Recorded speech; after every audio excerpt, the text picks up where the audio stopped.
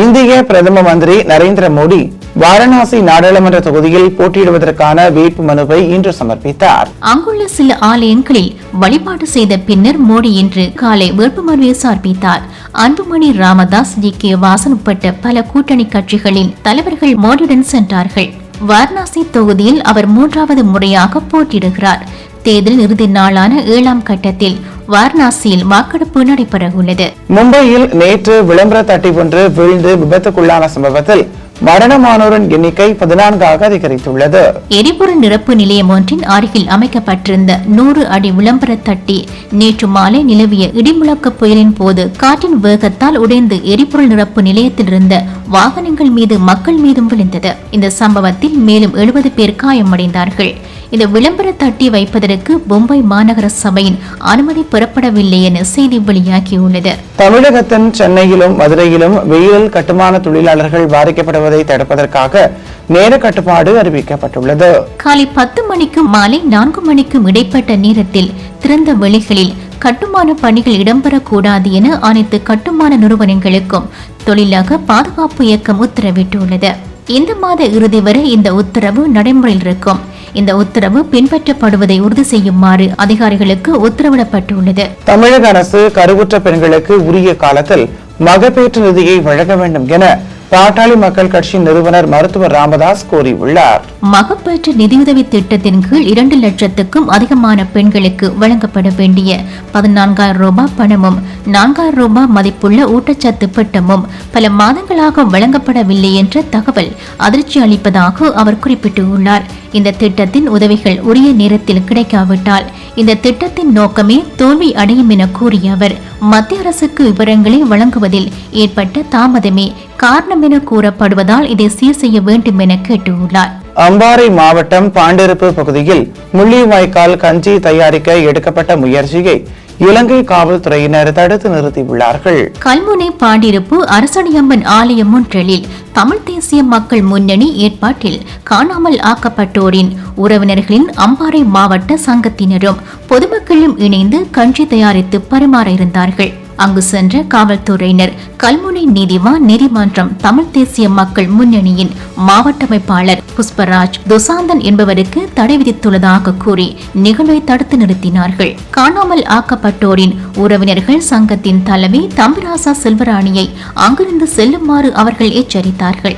கடந்த ஞாயிற்றுக்கிழமை திருகோணமலை சம்பூர் சேனையூரில் முள்ளிவாய்க்கால் கஞ்சி தயாரித்து வழங்கிய 4 பேர் கைது செய்யப்பட்டு 2 வாரங்கள் விளக்கமறையில் வைக்கப்பட்டமை குறிப்பிடத்தக்கது. முள்ளிவாய்க்கால் ஈழத்தமிழர் இனப்படுகொலையை நினைவேந்தி யாழ்ப்பாண பல்கலைக்கழகத்தில் இன்று குருதிதான நிகழ்வு இடம்பெற்றது.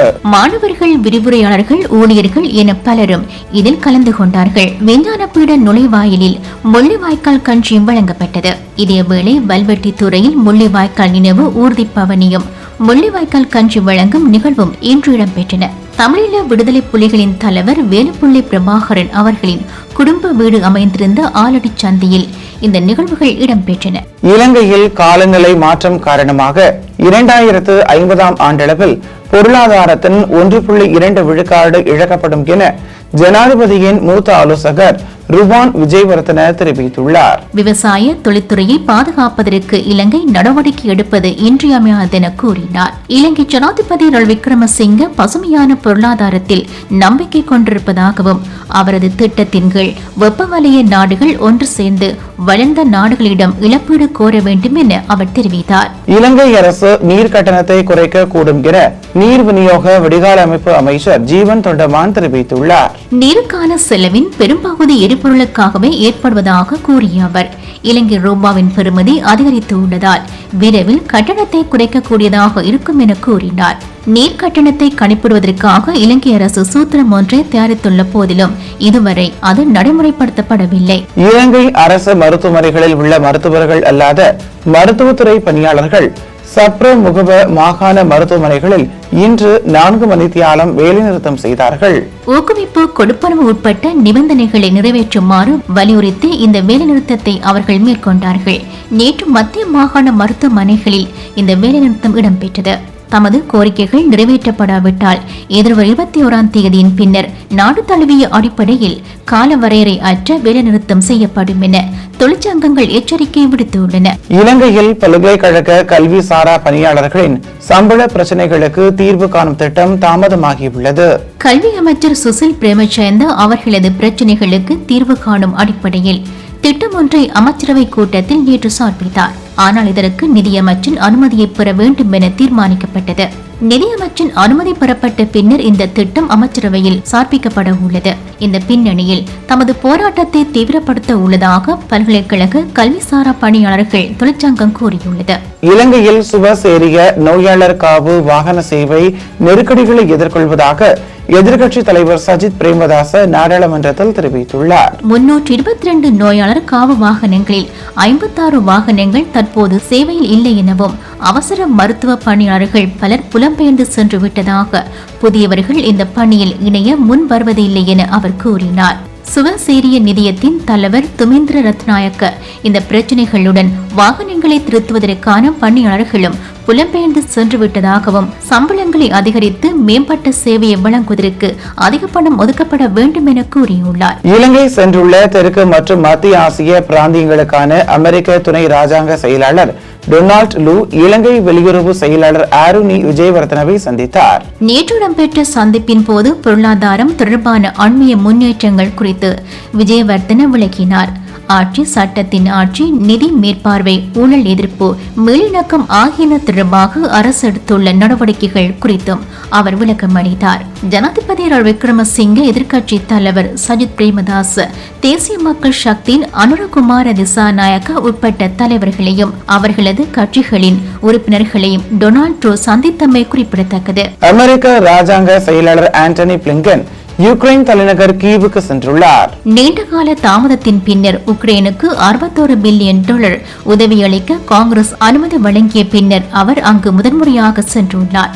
படைத்துறை உதவிகள் தாமதமாகியமையால் உக்ரைன் பின்னடைவை சந்தித்தது எனவும் இதிலிருந்து உக்ரைன் மீள்வதற்கு உதவி செய்வது குறித்து ஆராய்வதே பிளிங்கனின் பயணத்தின் நோக்கம் என அமெரிக்க தேசிய பாதுகாப்பு ஆலோசகர் ஜெக் சுலிவன் கூறினார். கடந்த மாதம் அமெரிக்க ஜனாதிபதி அங்கீகரித்த படைக்கலங்கள் ஏற்கனவே உக்ரைனை சென்றடைய ஆரம்பித்து விட்டதாக அமெரிக்கா தெரிவித்துள்ளது. காசாவில் மனிதாபிமான உதவி அமைப்புகளின் வாகனங்கள் மீதும் வளாகங்கள் மீதும் இஸ்ரேல் 8 முறை தாக்குதல்களை நடத்தியதென மனித உரிமைகள் கண்காணிப்பகம் குற்றம் சுமத்தியுள்ளது. இந்த தாக்குதல்களுக்கு முன்பாக இஸ்ரேலிய அதிகாரிகள் எச்சரிக்கைகளை விடுக்கவில்லை எனவும் இவற்றில் 31 உதவி பணியாளர்கள் கொல்லப்பட்டார்கள் அல்லது காயமடைந்தார்கள் என அது தெரிவித்தது. ஐக்கிய நாடுகள் அமைப்பின் வெளிநாட்டு பணியாளர் ஒருவர் நேற்று இஸ்ரேல் அவரது வாகனம் மீது நடத்திய தாக்குதலில் கொல்லப்பட்டார். இதேவேளை காசாவின் மத்திய பகுதியில் உள்ள அகதிகள் முகாம் ஒன்றின் மீது இஸ்ரேல் நடத்திய வான் தாக்குதலில் 14 பேர் மரணமானார்கள். பால்டிமோரில் கொள்கலன் கப்பல் மோதி உடைந்து வீழ்ந்த பாலத்தின் பாரிய துண்டுகளை அமெரிக்க படை பொறியியலாளர்கள் வெடிவைத்து சிறிய துண்டுகளாக தகர்த்தார்கள். இடிபாடுகளை அகற்றும் பணியில் ஈடுபட்டிருக்கும் குழுக்கள் இலகுவாக இவற்றை அகற்றுவதற்கு உதவியாக பாலத்தின் நீண்ட வளைவுகள் நேற்று தகர்க்கப்பட்டன. ஞாயிற்றுக்கிழமை இது நடைபெற இருந்த போதிலும் காலநிலை காரணமாக பிற்போடப்பட்டிருந்தது. பல்டிமோர் துறைமுகத்தின் செயற்பாடுகள் எதிர்வரும் மாதத்தின் இறுதியில் முழுமையாக இடம்பெறக்கூடியதாக இருக்கும் என தெரிவிக்கப்பட்டுள்ளது. ரஷ்ய பாதுகாப்பு அமைச்சர் மனிதவள பொறுப்பதிகாரியாக விளங்கிய ஒருவர் ஊழல் குற்றச்சாட்டில் கைது செய்யப்பட்டுள்ளார். அவரது வீட்டில் நடத்தப்பட்ட தேடுதலில் தங்கம், விலை உயர்ந்த பொருட்கள் $1 மில்லியன் அதிகமான பணம் போன்றன மீட்கப்பட்டதாகவும் அவர் மீது பாரிய லஞ்ச கொடுப்பனவு ஒன்றை பெற்றதாக குற்றம் சுமத்தப்பட்டுள்ளதாகவும் செய்தி வெளியாகியுள்ளது. பாதுகாப்பு அமைச்சர் பதவியிலிருந்து செர்கே சோயுவை மாற்றுவதாக ஜனாதிபதி விளாடிமிர் புடின் திங்கட்கிழமை அறிவித்தார். சோயுவின் உயர் அதிகாரி ஒருவர் கடந்த மாதம் ஊழல் குற்றச்சாட்டில் கைது செய்யப்பட்டமை குறிப்பிடத்தக்கது. ஆஸ்திரேலிய படையினர் ஆப்கானிஸ்தானில் போர் குற்றங்களை புரிந்தார்கள் என்ற குற்றச்சாட்டுகளை பகிரங்கப்படுத்திய முன்னாள் ராணுவ வழக்கறிஞர் ஒருவருக்கு ஆஸ்திரேலிய நீதிமன்றம் ஒன்று 6 வருட கால சிறை தண்டனையை விதித்துள்ளது. 60 வயதான டேவிட் மெக்பிரைட் முன்வைத்த குற்றச்சாட்டுகளின் அடிப்படையில் இடம்பெற்ற விசாரணைகளில் ஆஸ்திரேலிய படை உறுப்பினர் ஒருவர் மீது கொலை குற்றச்சாட்டு பதிவு செய்யப்பட்டுள்ளது. ஆஸ்திரேலிய படையினர் ஆப்கான் கைதிகள், விவசாயிகள், பொதுமக்கள் என 39 பேரை சட்டவிரோதமாக கொலை செய்திருக்கலாம் என 2020ஆம் ஆண்டு ஆஸ்திரேலிய ராணுவம் வெளியிட்ட அறிக்கை ஒன்றில் கூறப்பட்டுள்ளது. முன்னாள் அமெரிக்க ஜனாதிபதி டொனால்டு டிரம்ப் பாலியல் ஆபாச நடிகை ஒருவருக்கு பணம் வழங்கியதை அங்கீகரித்தார் என கூறிய டிரம்பின் முன்னாள் வழக்கறிஞர் மைக்கேல் கோன் இன்று குறுக்கு விசாரணை செய்யப்பட உள்ளார். டிரம்புடன் பால்ராவு கொண்டதாக கூறப்படும் ஸ்டார்மி டேனியல்ஸ் என்ற பெண் இந்த விடயத்தை பகிரங்கப்படுத்தாதிருப்பதற்காக பணம் வழங்கப்பட்டமை தொடர்பாக டிரம்ப் குற்றச்சாட்டுகளை எதிர்கொண்டுள்ளார். நேற்று சாட்சியமளித்த கோன் அனைத்து விடயங்களுக்கும் டிரம்பின் அனுமதி தேவைப்பட்டது என தெரிவித்தார். பால்ராவு குறித்த விடயம் வெளியே தெரிய வந்தால் டிரம்ப் தேர்தலில் வெற்றி பெற முடியாது என கருதியதாக அவர் கூறினார். பிரிட்டிஷ் கொலம்பியாவின் வடகிழக்கில் காட்டுத்தீயை கட்டுப்படுத்தும் முயற்சியில் ஈடுபட்டுள்ள தீயணைப்பு படையினருக்கு எதிர்வரும் 48 மணித்தியாலங்கள் மிகுந்த சவால் மிக்கவையாக இருக்கும் என எதிர்ப்பு கூறப்பட்டுள்ளது. போர்ட் நெல்சன் என்ற நகரத்தின் அருகிலும் வேறு 2 பிராந்தியங்களிலும் தீயணைப்பு படையினர் தீயணைப்பு முயற்சி ஈடுபட்டுள்ளார்கள். ஏற்கனவே ஆயிரக்கணக்கானோர் வீடுகளிலிருந்து வெளியேற்றப்பட்டு மேலும் பலர் உடனடியாக வெளியேறக்கூடிய தயார் நிலையில் இருக்க வேண்டும் என அறிவுறுத்தப்பட்டுள்ளது. எதிர்வரும் ஞாயிற்றுக்கிழமை வரையில் இந்த பகுதிகளில் மழை பெய்வதற்கான சந்தர்ப்பம் இருப்பதாக எதிர்ப்பு கூறப்படவில்லை. ஹோண்டா நிறுவனம் கனடாவில் மின்சார கார்களை தயாரிக்கும் $15 பில்லியன் முதலீட்டில் அதன் அடுத்த தொழிற்சாலையை ஒன்டாரியோவில் அமைக்க உள்ளது. மின்சார பேட்டரிகளுக்கு தேவையான பேட்டரிகளை தயாரிப்பதற்காக கனடாவின் முதல் நிதிய அயன் பிரிப்பு தொழிற்சாலை அங்கு கட்டப்பட உள்ளது. இது குறித்த அறிவிப்பை பிரதம மந்திரி ஜஸ்டின் ட்ரூடோ, ஒன்டாரியோ மாகாண முதல்வர் டக்ஃபோர்ட் உட்பட்ட தலைவர்களுடன் இணைந்து நிறுவன அதிகாரிகள் இன்று வெளியிடுவார்கள். பிரிட்டிஷ் கொலம்பியா மாகாண அரசு கடும் குற்றங்களை புரிந்தவர்கள் அவர்களது பெயர்களை மாற்றுவதற்கு தடை விதிக்கும் சட்டமூலத்தை சமர்ப்பித்துள்ளது. 2008ஆம் ஆண்டு அவரது 3 பிள்ளைகளை கொன்ற அலன் ஷோன்போர்ன் அவரது பெயரை சட்டப்படி கென் ஜோன் ஜான்சன் என மாற்றியமை குறித்த தகவல் வெளியான பின்னணியில் இந்த சட்ட மூலத்தை அரசு சமர்ப்பித்துள்ளது. 5, 8 மற்றும் 10 வயதான பிள்ளைகளை கொன்றமைக்காக முதல்நிலை கொலை குற்றவாளி என அவர் தீர்ப்பளிக்கப்பட்டாலும் மனநல பாதிப்பு காரணமாக அவர் குற்றவியல் ரீதியில் பொறுப்பு இல்லை என நீதிமன்றம் முடிவு செய்தது. 2010ஆம் ஆண்டிலிருந்து அவர் மனநல மருத்துவமனை ஒன்றில் தங்கியிருக்கிறார். மிசிசாகா மாநகர முதல்வர் இடைத்தேர்தலில் முன்னணி வகிப்பதாக கருதப்படும் கரோலின் பாரிஷ் நேற்று நடைபெற்ற வீடுகள் தொடர்பான விவாதத்தில் இருந்து விலகினார். எதிர்வரும் காலங்களில் நடைபெற உள்ள ஏனைய விவாதங்களிலும் அவர் கலந்து கொள்ள மாட்டார் என அவரது தரப்பு அறிவித்துள்ளது. ஏனைய வேட்பாளர்களின் விமர்சனங்கள் காரணமாகவே இவ்வாறு செய்வதாக அவர் கூறியதாக செய்தி வெளியாகியுள்ளது. ஜூன் 10ஆம் தேதி நடைபெற உள்ள இடைத்தேர்தலில் 20 வேட்பாளர்கள் போட்டியிடுகிறார்கள். வினிபெக்கில் 4 பழங்குடி பெண்களை கொலை செய்த ஜெரிமி சிபெக்கி அவர் கொலை செய்த பெண்களின் உடல் பாகங்களை குப்பை கொள்கலன்களில் வீசுவதை காட்டும் ஒளிப்பதிவுகள் நேற்று நீதிமன்றத்தில் காண்பிக்கப்பட்டன. 2000 மணித்தியாலங்கள் அளவு ஒளிப்பதிவுகளை காவல்துறையினர் ஆராய்ந்து அவரது செயலை காட்டும் பகுதிகளை காவல்துறையினர் கண்டுபிடித்தார்கள். 4 பெண்களையும் கொலை செய்ததாக சிபெக்கி ஏற்றுக்கொண்டுள்ளார். தமது கட்சிக்காரரின் மனநோய் காரணமாக அவர் குற்றவியல் ரீதியில் பொறுப்பு இல்லை என தீர்ப்பளிக்குமாறு குற்றவாளியின் வழக்கறிஞர் கோரியுள்ள நிலையில் இதை தீர்மானிப்பதற்கு வழக்கு விசாரணை இடம்பெறுகிறது.